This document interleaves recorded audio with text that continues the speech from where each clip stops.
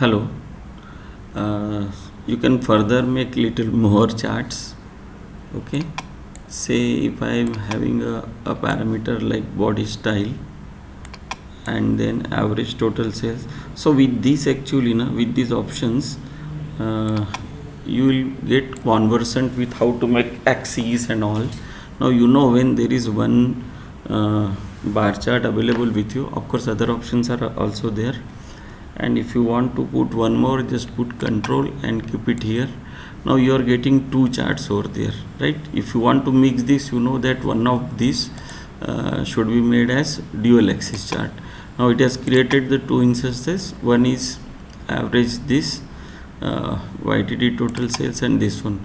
Now say for the first one, if I change it to the circle, it will change the value like this. I can change the color at the same time here like this, and this is already the bar chart. On this instance, I will make it as a bar chart and of the size like this, right? And then go to this and remove this dual axis. So you are having this lollipop kind of chart, but here you need to increase little more size.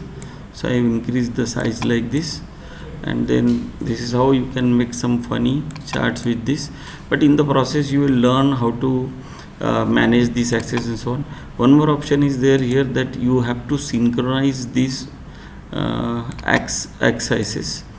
So this one is there, this one is there, so this must have the same scale, so that you can do. So this is how one more option wherein you can enjoy working hands on Tableau. Okay.